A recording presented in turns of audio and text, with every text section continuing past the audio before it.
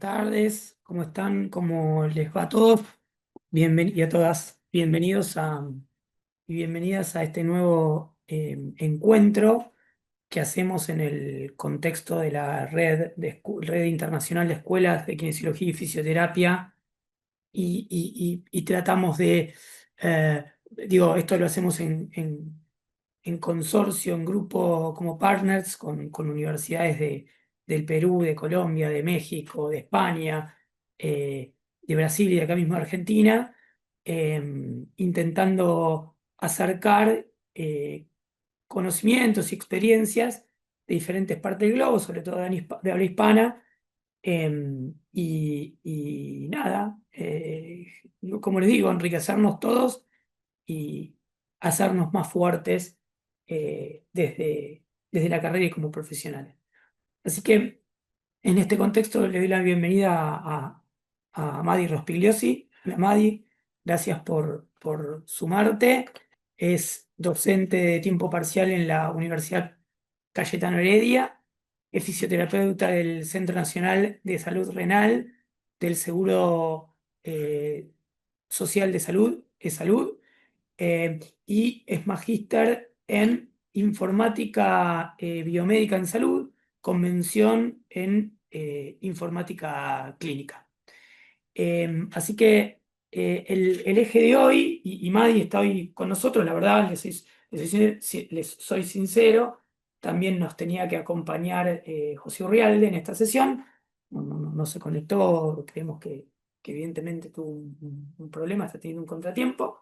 Así que bueno, si se suma, bienvenido, y si no, con Madi vamos a tener una charla más que entretenida sobre lo que es el eje de la humanización en nuestra carrera, ¿no? Así que Madi lo que va a hacer es compartirnos la experiencia que están implementando ellos en Perú desde la Universidad Cayetano Heredia.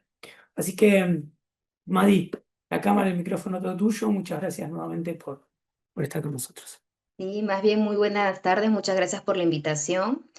Em, bueno, no había preparado, realmente no les quería mostrar exactamente todo lo que estamos haciendo en salud, porque quiero enfocarme un poco en lo importante de que tenemos que empezar a desarrollar y pensar en propuestas para humanizar realmente la atención que estamos dando a las personas en los diversos sistemas de salud, ¿no? Como ya lo comentó Pablo, ahorita estamos implementando recién el servicio de ejercicios y terapia física en el Seguro Social, específicamente en el Centro Nacional de Salud Renal. ¿Por qué? Porque estamos tratando de humanizar el servicio de salud. ¿Y qué significa eso? En este caso, en salud específicamente, se están trabajando 5 ejes, de los cuales el eje en el que estamos entrando o proponiendo la terapia física, porque quiero que ustedes sepan que desde los tomadores de decisiones, a veces las iniciativas no salen voluntariamente, a veces uno tiene que estar buscando y proponiendo que de qué maneras podemos ser un recurso útil en en el sistema, en el hospital, en la clínica, ¿no? Y en este caso, la propuesta sale desde el eje de 24/7 sin dolor, porque en los pacientes con enfermedad renal, si ustedes no conocen, son personas cuyo riñón ya no funciona, y cuando el riñón no funciona, no solamente pueden dejar de orinar, sino que se empiezan a afectar muchos sistemas porque se pueden acumular toxinas y a la larga, si no entra un tratamiento de diálisis o de trasplante renal, pues puede fallecer el paciente. Sin embargo, cuando logran acceder a un tratamiento de diálisis, que significa que el paciente se conecta 3 veces a la semana, en el caso de hemodiálisis o desde su casa con diálisis peritoneal, son tratamientos en el que el paciente se conecta a una máquina, a un sistema para limpiar su sangre, ya que el riñón no puede limpiar su sangre. Lo que hace esta máquina es limpiar su sangre para no acumular estas toxinas, y también tiene que tener ciertas restricciones en las dietas. Pero tal cual pasó, ustedes sabrán, en la diabetes y luego en la hipertensión arterial, que decían, bueno, el paciente tiene diabetes, tiene mucha azúcar en sangre, insulina. Bueno, el paciente tiene hipertensión, medicamentos. Y luego, con el tiempo, hemos visto que el ejercicio ayuda a reducir el azúcar en sangre, ayuda a regular la presión. De la misma manera, también se está viendo que en los pacientes con enfermedad renal, cuando el riñón no funciona, el ejercicio protege, es un protector del riñón y logra evitar que se deteriore con el tiempo. Obviamente esto, si bien ya tiene más de 20 años, si es que no son 40 años, sucediendo en diferentes islas y me refiero a pequeños centros a nivel mundial, poco a poco se está popularizando en los últimos años y ya llegó a Perú, ¿no? Ya también existe en Brasil, debe haber no sé si habrá en Argentina, supongo que sí, por una doctora que me comentó que fue por allá, pero recién ha llegado a Perú a implementarse de manera oficial en un hospital. Porque es importante demostrar no solamente al sistema de salud, sino a los pacientes lo importante de hacer ejercicio para mejorar no solamente su salud, sino también reducir el dolor. Y eso es lo que ahí viene un poco la humanización.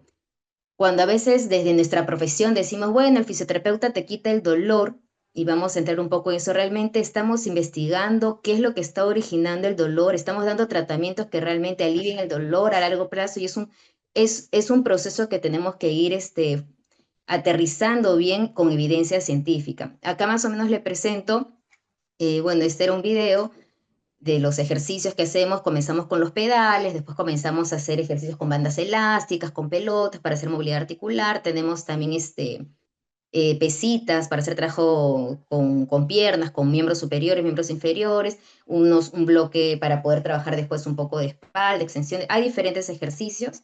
Y bueno, acá la foto de un estudiante, porque es importante los chicos que sepan que deben buscar intercambios internacionales. Este alumno, por ejemplo, es de la Universidad Nacional de Colombia, vino a Perú porque Oscar Roncio, que es un argentino, vino también a hacer un curso acá en Perú, en Lima, y aprovechamos esa estadía para que pueda visitar los diversos centros de salud en los que estamos, el Hospital Rebagliati, el Centro Nacional de Telemedicina y, en este caso, una visita también rápida en el Centro Nacional de Salud Renal y en el INCOR también, el Centro del Corazón, el Instituto Nacional del Corazón de Salud. Bueno, para ya hablar un poco de humanización, quería comentarles, y si ustedes no sé, tienen, no sé, Pablo, alguna consulta o quieres profundizar en algo, te invito a que lo hagas. Yo creo que la humanización es ese proceso, o sea, sabemos que la humanización es ese cuidado que tenemos que darle a las personas con ética y con respeto, pero hay que aterrizar este concepto en la práctica, ¿no? ¿Cómo logramos ejecutar o practicar esta humanización, no solamente en los profesionales, sino nosotros como fisioterapeutas, que somos uno de todas estas personas que intervenimos en el cuidado, ¿no? De las personas con alguna enfermedad o condición como una discapacidad, ¿no? Eh, Como ya les comenté, no solamente es aplicarlo en los pacientes con enfermedad renal, porque a veces pensamos, el paciente que tiene dolor, tenemos que empezar a ver que todos los pacientes en su cuidado van a necesitar ejercicio físico y eso se tiene que realizar en todo tipo de pacientes. Ya sabemos que desde el niño que nace prematuro hasta el adulto mayor o la persona con alguna enfermedad oncológica en cuidados paliativos, todos necesitan moverse y por la misma sociedad en la que vivimos, necesitamos que alguien nos ayude a movernos, que alguien nos ayude a aprender a respirar, que nos ayude a volver a, a movernos con más independencia o dentro de las posibilidades que nos permite la condición en la que estamos. Y tenemos que empezar, de alguna manera, sí, no especializándonos, pero de alguna manera para hacer un tratamiento integral a la persona como un todo. Vamos a a ver un poquito eso más de la integración. Y quería comentarles que la humanización es una consecuencia de un cambio de paradigmas que se vienen dando durante los últimos cientos de años, ¿no? Cada vez estamos evolucionando. Como ustedes sabrán, hace muchos años, cuando empezó la ilustración, ¿no? La época de la ilustración, se comenzó a estudiar el cuerpo humano y la salud desde un modelo mecanicista, ¿no? Después pasamos un modelo biologista y comenzamos a tener diferentes maneras de abordar las enfermedades, la salud, el cuerpo humano. Hace poco con la OMS y con el desarrollo después de la CIS vimos que ya estábamos ya en un modelo biopsicosocial, viendo al humano como un ser no solo biológico, sino salud mental, que se desenvuelve en una sociedad y avanzamos hasta ahí. Y ahorita estamos en ese cambio, estamos en ese proceso donde abordar la salud y el cuidado, la educación pasa más allá de un modelo biopsicosocial, sino que nos damos cuenta que ya estamos en un modelo ecologista, porque hay que cuidar o sea, ya lo sabíamos, pero lo tenemos que plantear en modelos, ¿no? La calidad del aire, la calidad del agua, la contaminación auditiva, sonora, ¿no? La contaminación de diferentes aspectos, incluso el hecho ya la parte, después vamos a entrar un poco a la parte más de los negocios, ¿no? La economía circular. Entonces, ya estamos entrando a un paradigma en la que nosotros como fisioterapeutas tenemos que entender cómo nuestros servicios, cómo nuestra atención participa o más bien atiende al paciente dentro de este modelo. Lamentablemente, y no digo que con malas intenciones, pero a veces seguimos enfocándose en que te duele el codo, bueno, la articulación, el control motor, o sea, comenzamos a meter un montón de conceptos que son válidos, pero de ahí un poco, cuando ya entramos y la parte psicosocial, bueno, y cómo está, seguro está estresado, o la carga laboral, los movimientos repetitivos, ya hay que hacer una intervención a nivel laboral, ¿no? Si en el caso de un trabajador. Pero ahora tenemos que también ver cómo esto impacta o cómo esto se desarrolla dentro de dentro de dentro del medio ambiente, ¿no? Porque a veces no solamente es momento repetitivo, sino también vamos a ver qué agua está consumiendo, porque eso también lastima el tejido conectivo, o mejor dicho, lo expone a mayor riesgo de lesiones. También no solamente cómo está durmiendo, porque tal vez no está durmiendo, pero ¿por qué? Porque hay mucho ruido alrededor cuando duerme. En qué espacio, cómo se está controlando, y la parte de la seguridad, si la gente está todo el tiempo insegura porque le pueden robar, eso también afecta a la salud mental y la forma en que se mueve va a afectarse. Y llega un momento en que uno dice, bueno, todo esto tenemos que considerarlo, obviamente, dependiendo de cada situación, un factor va más o menos que considerar, intervenir más y menos en otro, y eso se va viendo en el tiempo, pero es importante considerarlo, eh, porque si no, no logramos realmente calidad de vida, ¿no? Tú puedes decir, no, pero se le fue el dolor, pero realmente, ¿cómo esto impacta en la calidad de vida? Entonces, eh, para poder tener un poco más de cuidado como profesionales de la salud, tenemos que entender que no somos los responsables de todo. Nosotros no vamos a cambiar el agua, nosotros no vamos a cambiar la educación ni la inseguridad ciudadana, eso no nos compete a nosotros, pero sí somos parte de un sistema de gobernanza en el que podemos alzar la voz y decir, bueno, esto está haciendo que los pacientes, antes de cada 10 pacientes, 2 venían con problema de sueño y eso no hacía que se recuperen bien de su lesión musculoesquelética, pero ahora de cada 10 pacientes que tengo, 8 tienen insomnio y eso hace que el proceso sea más lento. ¿Qué está pasando? Y bueno, yo lo veo en los pacientes que tengo también enfermedad renal, ¿no? Muchos pacientes dicen, no, me duele, claro, hacemos ejercicio, se siente mejor, pero luego hay un factor que interviene que es mucho el insomnio. Lo pongo como ejemplo porque es lo que yo tengo mucho entre mis pacientes. Entonces, bueno, hay que hablar con la psicóloga para ver qué estrategias podemos hacer para mejorar la calidad del sueño, ¿no? Porque los médicos le estaban dando clonazepam o bueno, o diferentes medicamentos para el sueño. Entonces, es importante considerarlo para empezar realmente a interactuar como equipo multidisciplinario y como agentes también dentro de, como nosotros le llamamos participación ciudadana, ¿no? Porque a veces decimos, el paciente no viene a sus terapias, y decimos, bueno, el paciente no quiere venir a sus terapias, pero no viene porque no tiene que salir en silla de ruedas de su casa y no tiene cómo desplazarse no hay rampas, no hay cruceros peatonales, probablemente para simplemente llegar al paradero tiene que caminar 5 cuadras y toda la pista está llena de tierra, piedras y no puede desplazarse. Y como yo les comento siempre a mis alumnos desde la atención primaria, que es algo que tenemos que fortalecer bastante, como profesionales en la atención primaria tenemos que empezar a empoderarnos y participar dentro de toda esta toma de decisiones comunitarias. Esto es parte de la humanización, porque si nosotros vemos a la persona solo como un paciente que viene y le atiende su lesión, desconozco todo lo que viene detrás de esa persona, que son también sus ideas, sus creencias, que es lo que vamos a ver ahora con la interculturalidad, y es lo que también tenemos un reto a nivel latinoamericano.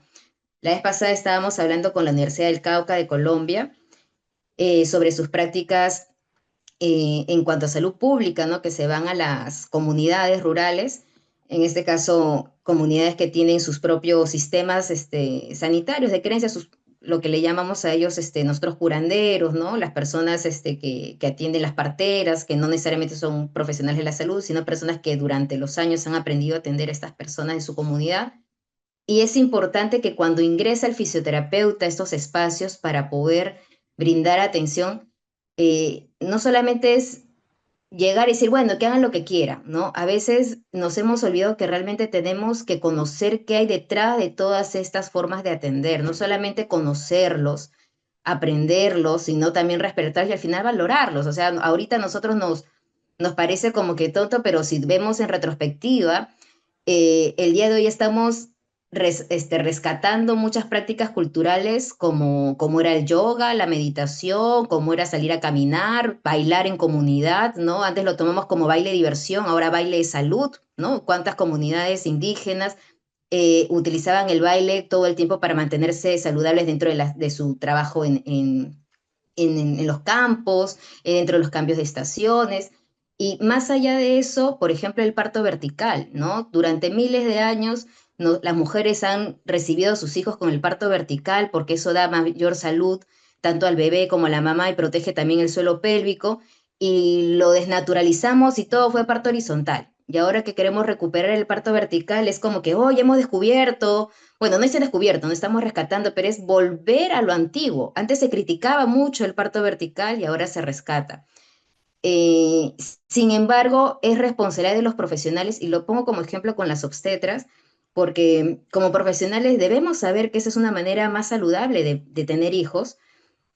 Sin embargo, en las universidades no se enseña. No se enseña, y eso hace que cuando yo, por ejemplo, hace 14 años fui al hospital a dar a luz y durante todo mi embarazo había puesto en todas mis fichas, quiero el parto vertical, el día que me tocó ir a dar a luz por emergencia dije, yo pedí parto vertical.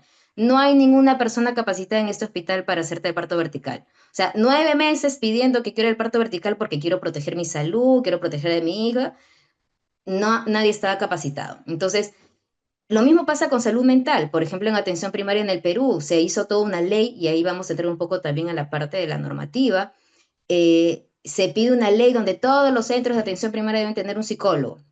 Y cuando el paciente va al psicólogo, porque hay un psicólogo contratado, le dice, bueno, tengo depresión. Y el psicólogo no sabe tratar la depresión. ¿Por qué no? En la universidad no le enseñaron que eso es una especialidad, que hay que hacer una maestría, un posgrado para recién aprender a hacer un tratamiento, la terapia cognitivo-conductual o la psicología, ay, ¿cómo se llama la otra? Bueno, diferentes corrientes. No, que uno se tiene que especializar, entonces por eso sale de pregrado y no puede hacer. Entonces, ¿qué estamos haciendo las universidades a veces para que los chicos ya salgan con herramientas suficientes para atender estas cosas tan básicas como un parto vertical en obstetricia, una depresión en salud mental y, por ejemplo, en fisioterapia una lumbalgia, ¿no?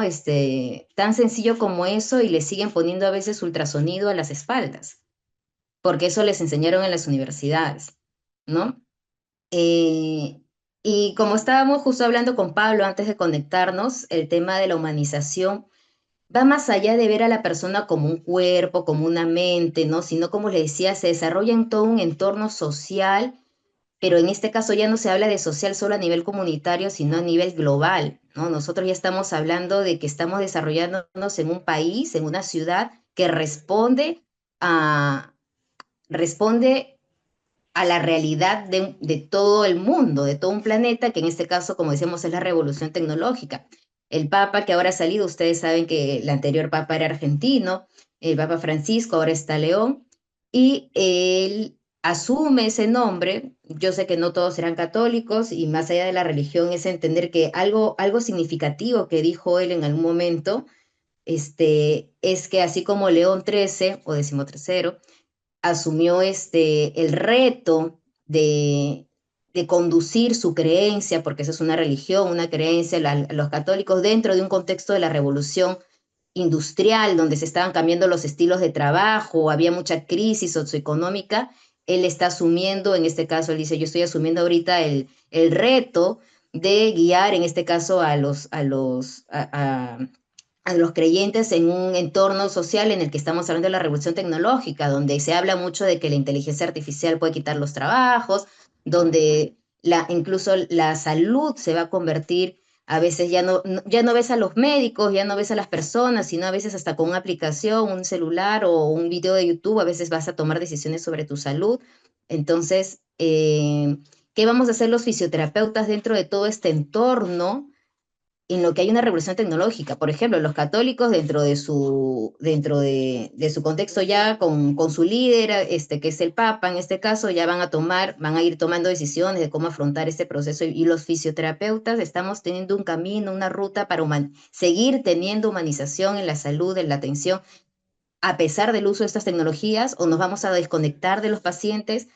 Ese es un reto que tenemos que ir trabajándolo desde la ética, desde el respeto y la interculturalidad, sabiendo que no todos quieren la tecnología. A ti te gustará, pero no. Entonces, es un reto que la medicina afrontó mucho tiempo con los testigos de Jehová y el tema de la transfusión de sangre, ¿no? Hay que respetar mucho las creencias y con la inteligencia artificial nosotros también tenemos que ir viendo cómo vamos a ir respondiendo a estas demandas, ¿no? Y bueno, una cosa que para mí es clave dentro de la humanización de la salud, que a veces lo dejamos de lado y dentro del Centro de Salud Renal lo estamos considerando bastante, es más, estamos armando una guía para el cuidador también, porque nos olvidamos de que el paciente no solamente es la persona enferma o el que tiene una discapacidad, sino que hay un entorno familiar cercano y directamente el cuidador que se carga con toda la enfermedad. Y recuerden que un paciente enfermo, ustedes lo sabrán, se pone de mal humor, a veces ya no quiere nada, o se quiere morir, o simplemente está fastidiado, y todo eso hace que el cuidador que asume este papel de estar pendiente de la persona enferma también va a tener una sobrecarga física y mental. Entonces, la humanización también consiste en entender que la persona a la que estamos atendiendo tiene un entorno que también sufre o está siendo afectado por esta condición. Y es un reto para nosotros empezar a incluir al cuidador dentro de las atenciones. Yo sé que si lo ves desde un ámbito privado, a veces uno puede decir, no, que mucho tiempo, mucho dinero, pero por ejemplo, a mí me gusta esa parte de trabajar desde el sector público, porque cuando ya hablamos del sector público, hablamos de que ya hay un derecho también a que el cuidador reciba una atención, ¿no? A que sea abordada. Dejemos de ver la salud como un negocio y cuánto me cuesta, cuánto me cobra, que sí es importante. Nosotros en salud pública tenemos que manejar mucho el tema de costos, el tema de la costoeficiencia, porque tenemos que reducir pasos en los procesos y mejorar los resultados y cómo esto impacta, pues, al final en ganancias, ¿no? Y no me refiero a ganancias de dinero, sino de salud de la población, que reduzcan la prevalencia de enfermedades o discapacidades. Entonces, en salud pública, podemos incluir más fácilmente el cuidador dentro de todo este enfoque, que es lo que estamos haciendo, por ejemplo, desde la humanización en el salud. En el salud abordamos tanto al paciente como a su cuidador, para que el cuidador también eh, pueda dar la mejor atención al paciente. De nada sirve que nosotros como fisioterapeutas demos la mejor atención si llega a su casa y es maltratado, o uno dice, bueno, hay que hacer el ejercicio, llega a su casa y nadie le hace el ejercicio, ¿no? Entonces, ¿cómo logramos este equilibrio para lograr la atención?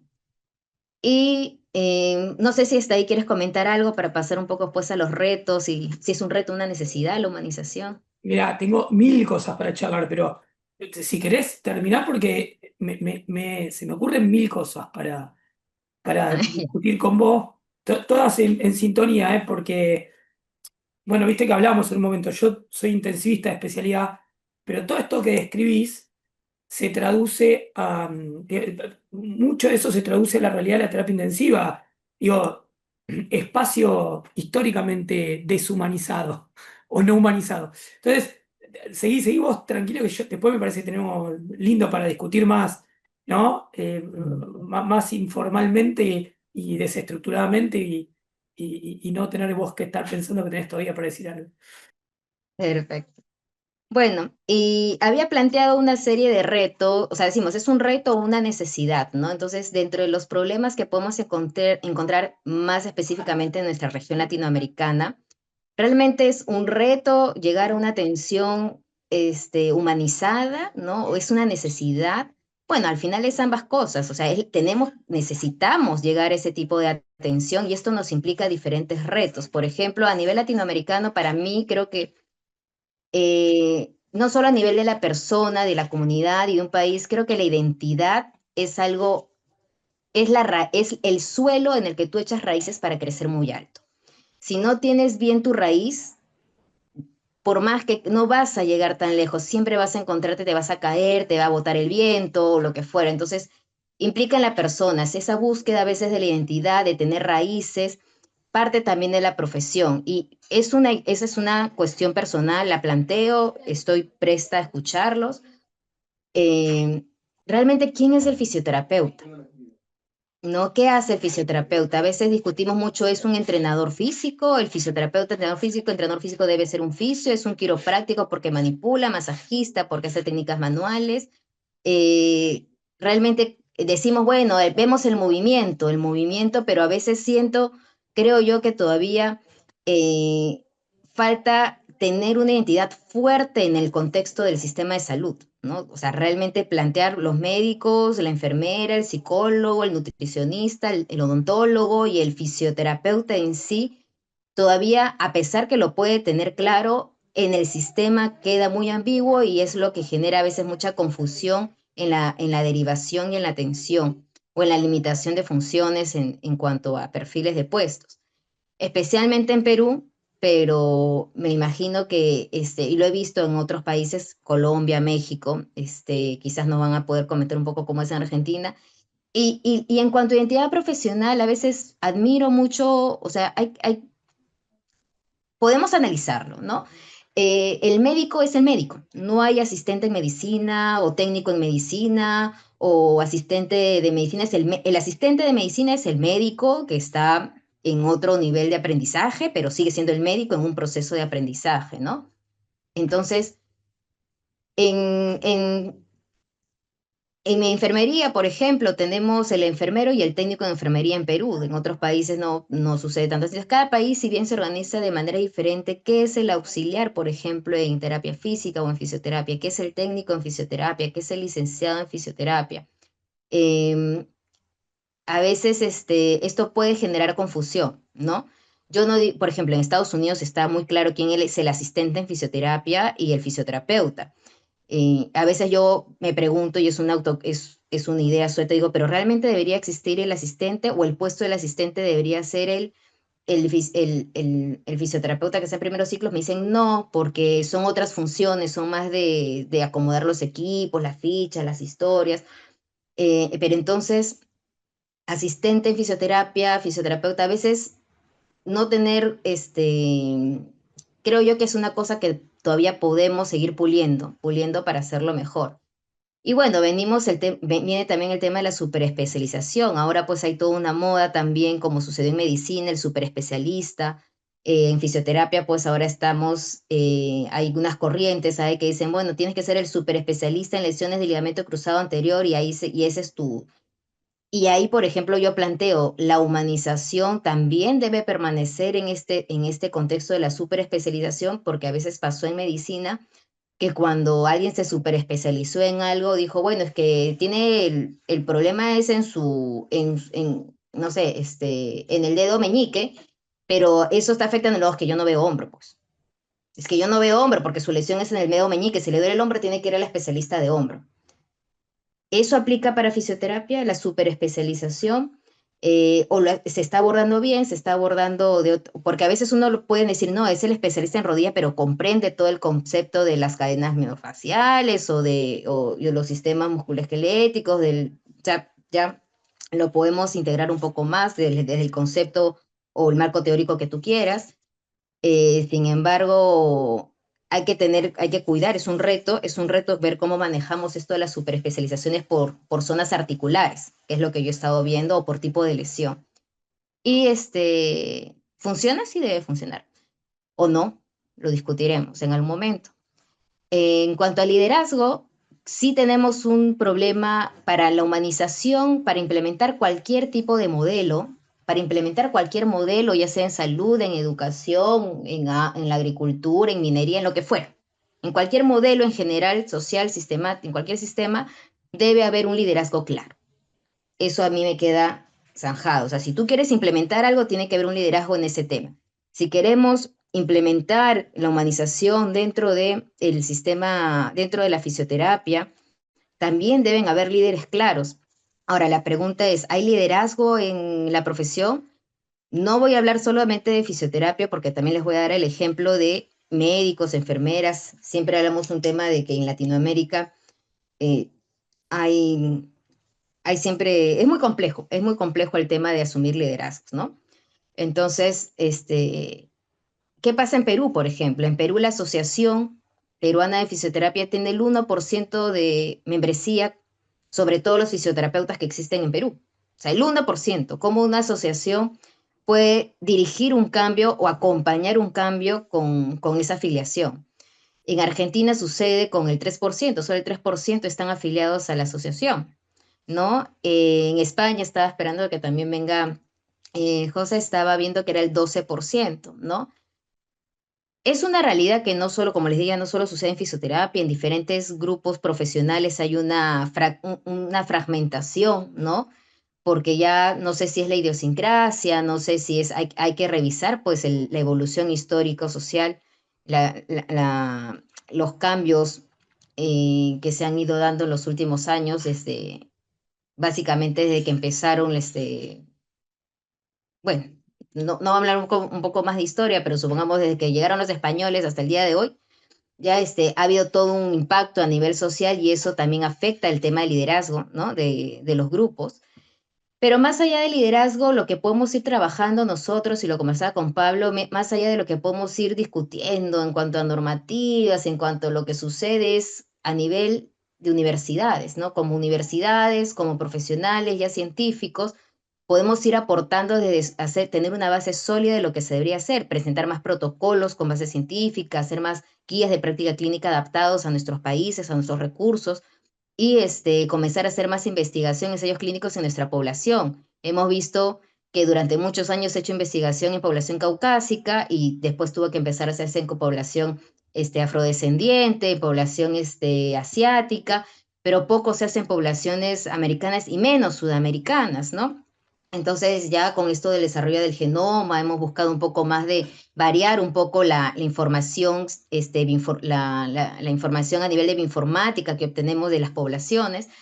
Y, y si estamos con ahí luchando con las justas, con desarrollar un poco la ciencia en el campo de la medicina desde una población no solamente latinoamericana, también blanca, menos pues estamos obteniendo información de los indígenas, de las comunidades indígenas, tanto Argentina como Perú tenemos una población indígena importante, ¿no? En Perú tenemos comunidades amazónicas, andinas, y obviamente sabemos, como fisioterapeutas, sabemos que la altura hace que el cuerpo responda de manera diferente que un cuerpo que se ha desarrollado y ha crecido a nivel del mar, ¿no? Hay respuestas fisiológicas adaptadas y esto debe hacer que cambien a veces algunos protocolos, deberían, no deberían, entonces debemos empezar a desarrollar. Y a mí me gusta algo de la bioinformática, que es un poco más ya el análisis de las proteínas, un poco más el análisis de del metabolismo ya a nivel un poco ya no tan físico, sino biológico, fisiológico, entrar un poco más al estudio de la fisiología.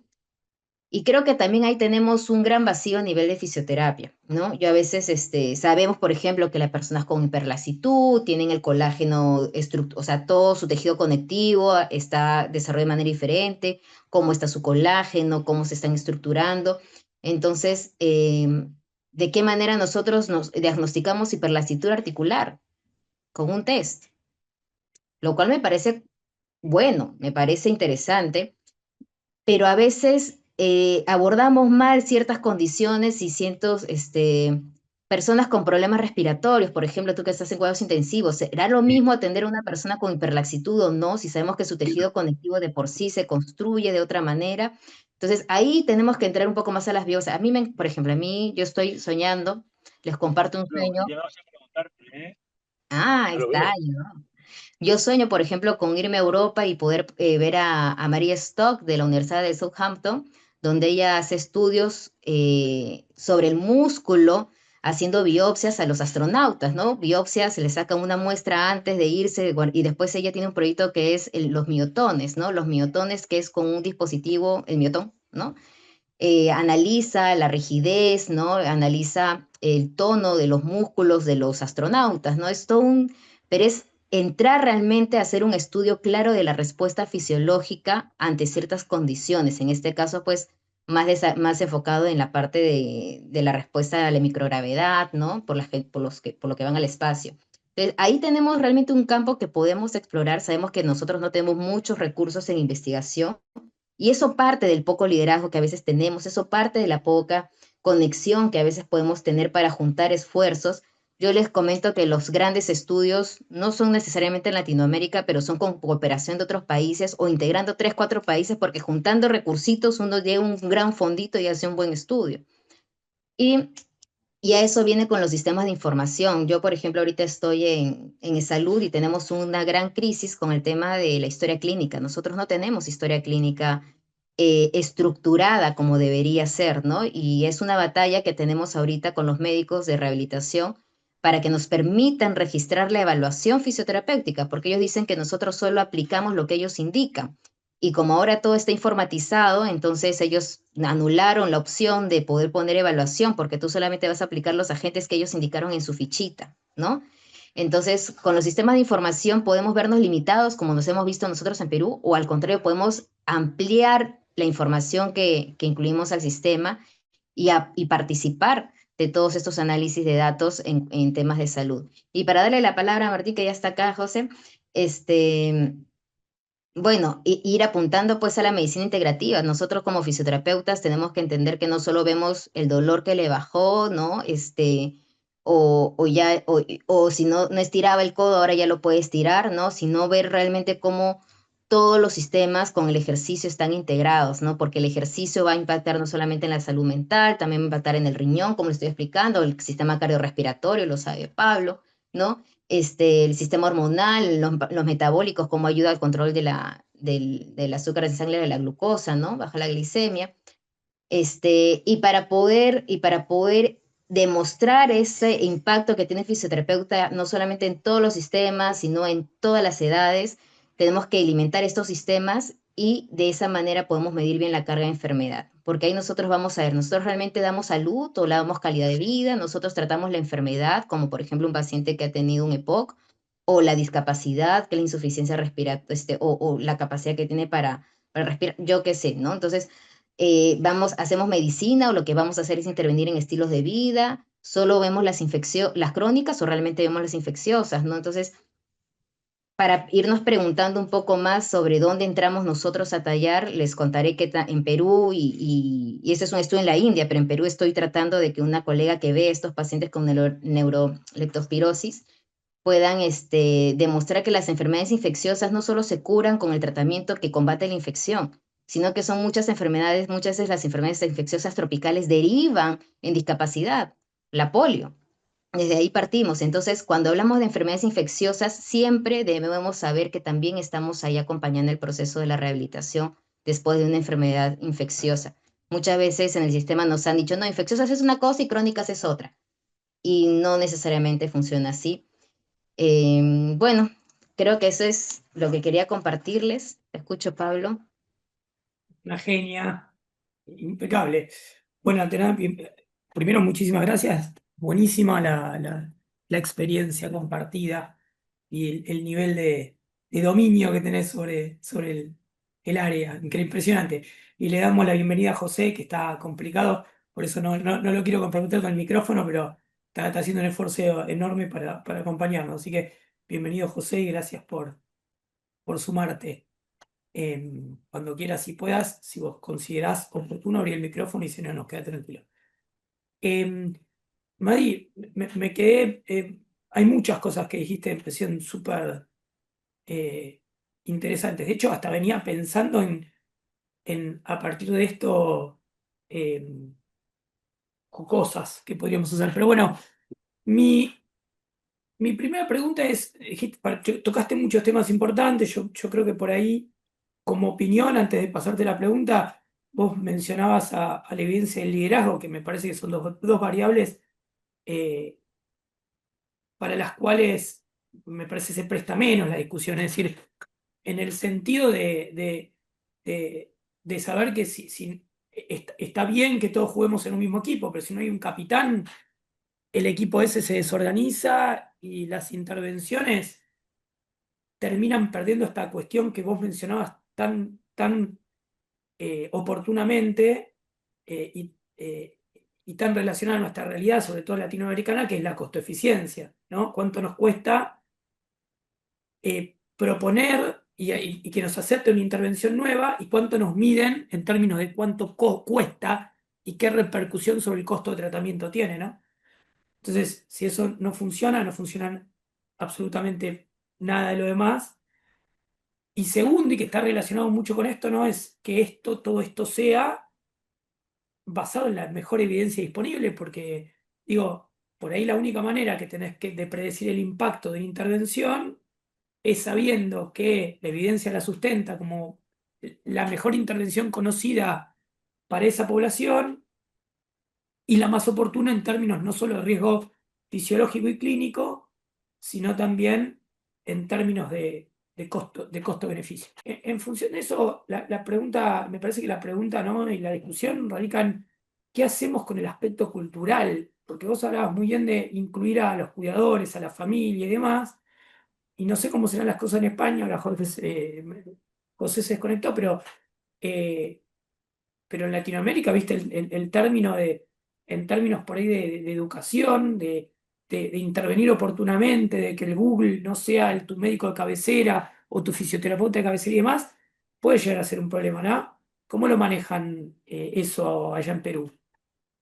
Bueno, acá en Perú de por sí tenemos mucha desigualdad en cuanto al acceso a la salud y ese es un reto como universidad, como la Universidad María Auxiliadora que tenemos, es acercar más la salud a las poblaciones indígenas, porque a veces se habla mucho de la población vulnerable y se trabaja desde el adulto mayor, la persona con discapacidad o la madre soltera. Y si bien todavía hay bastante limitación, más que nada por los tomadores de decisiones, por decisiones políticas, más que por temas de salud, ¿no? Eh, no, por más que se están realizando muchos esfuerzos, no se ha logrado tener un sistema, una propuesta metodológica para poder llegar a las comunidades indígenas. La mayoría de atenciones que se están realizando en esas comunidades vienen de trabajos desde ONGs o en este caso de universidades con pequeños proyectos aislados. Hay, por ejemplo, a nivel oncológico se han hecho algunas propuestas para atender en cuestión también, por ejemplo, las enfermeras lograron mejorar la cobertura de la vacunación. ¿Pero qué significa mejorar la cobertura de la vacunación? Significa que a veces las enfermeras llegaron a la punta del cerro donde está la población indígena, la comunidad indígena. Eh, lo que ha hecho el sistema de Perú, el sistema de salud es, en las zonas más alejadas tiene técnicos, ¿no? Técnicos de enfermería. Y si es mucho más alejada, tiene lo que son los agentes comunitarios, ¿no? Justo hace unas semanas, no, ya un mes, habrá sido, hace un mes se aprobó un predictamen de ley en la Comisión de Salud del Congreso para darle un sueldo a los agentes comunitarios. Porque antes los agentes comunitarios, bueno, hasta hoy, los agentes comunitarios en Perú son esas personas que atienden a estas comunidades indígenas, amazónicas, de la zona altoandina. Sin embargo, no recibían ningún sueldo y tampoco estaban capacitadas. Es como que a veces le decían toma y una capacitación rápida, pero a veces no había soporte, ¿no? Lamentablemente está muy descuidada esa parte del Perú, en el Perú, ¿no? Y lo que se ha logrado con este proyecto de ley, que ahorita está buscando ser ley, es no solamente darle un sueldo ni un seguro de salud, porque era irónico, ¿no? Como una persona que le da salud a la gente, cuando se enferma no tiene quien la cuide, ¿no?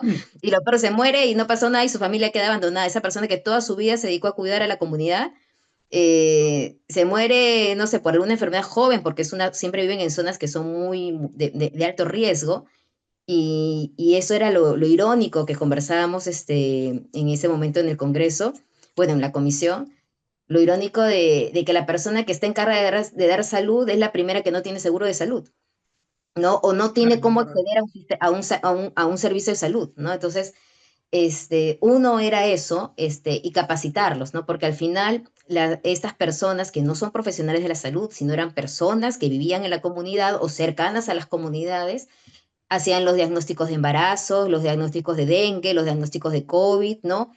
Y a veces para pedir más muestras o más cosas tenían muchas limitaciones. Sabemos que esto deriva de todo un sistema político que es deficiente y un problema de integración de los sistemas, pero lo que estamos tratando de hacer es hacer estudios no solamente de, como decíamos, ¿no? De costo efectividad y esta cosa, sino también comenzar a hacer estudios de implementación. Por ejemplo, dentro de lo que es el proceso o las ciencias de la implementación, lo que tenemos que saber es, pucha, sabemos que el ejercicio es súper eficiente, tiene nivel de evidencia A1 más allá de cualquier otra técnica de fisioterapia. De todas las herramientas de fisioterapia, la que más evidencia tiene y con mejor nivel de evidencia está el ejercicio físico. Ahora, sabemos que el ejercicio físico funciona para diferentes razones. Por darte un ejemplo, porque sabemos que es más allá de ello. ¿Cómo lo implementamos? Eh, Eso es lo que tenemos que investigar. ¿Cómo hacemos que las comunidades altoandinas o que las comunidades yayaninkas, o en este caso los aguajunes, puedan acceder a fisioterapia? Nadie lo investiga y nadie lo está haciendo porque en Perú somos pocos. O sea, pocos en el sentido que somos 8.000 teóricamente hablando, pero efectivos no sabremos cuántos seremos, pongamos 6.000 fisioterapeutas, un poco más quizás, y de los cuales ninguno está en provincia. O sea, me refiero, no están en las comunidades. Cómo Claro. el reto de Perú es cómo hacer que el profesional llegue a esas comunidades porque no quieren ir, porque ni siquiera, o sea, si te digo que el sistema de salud ni siquiera le paga a la gente comunitario para que atienda a esas personas, a veces ni les pagan los técnicos, porque los técnicos están un año y se retiran porque los ponen a trabajar en un lugar donde tienen frío, donde hay goteras, a veces ni agua limpia tienen. Entonces el técnico va a trabajar un año y termina su contrato y se va porque ¿cómo voy a trabajar en un lugar que no tengo ni agua, ¿no? Que no tengo luz, que me muero de frío en las noches, ni colchita porque le entra todo el frío, ni me arreglan la puerta, la pared. Entonces tienes lugares donde no va ni siquiera el técnico en salud.